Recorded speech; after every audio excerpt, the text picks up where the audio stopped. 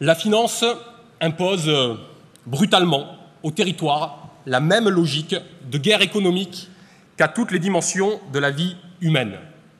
Cette logique de mise en concurrence généralisée conduit aujourd'hui à l'abandon d'une grande partie du territoire et au délitement des structures de base de notre démocratie que sont les communes, qui sont, et je le dis devant vous, le cadre le plus fin d'expression de la souveraineté populaire. C'est pourquoi il faut que cesse cette emprise de la technocratie européenne qui pousse à ce que ces gens-là appellent la rationalisation.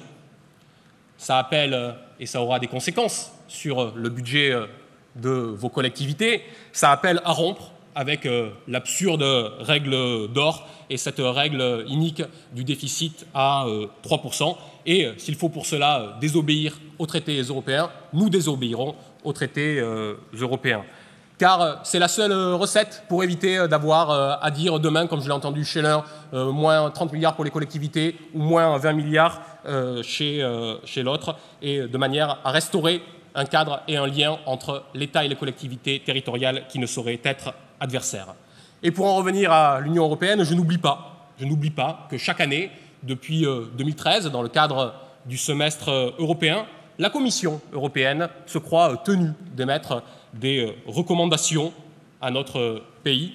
Et notamment, nous avons eu droit, quelques mois après l'annonce du pacte de responsabilité, si vous vous souvenez bien, de recommandations qui portaient sur la réforme territoriale, à l'intérieur donc des réformes, des recommandations sur le pacte de stabilité. Et que disait la Commission européenne à cette époque? Elle disait, et je cite, qu'il fallait prendre des mesures destinées à améliorer les synergies et les économies entre les différents niveaux de l'administration centrale, régionale et locale. Le lien est donc tout naturellement fait entre cette financiarisation à tout crin et les règles européennes et la réforme territoriale qui nous a été imposée durant son quinquennat, mais dont, vous le savez comme moi, la genèse date un petit peu d'avant.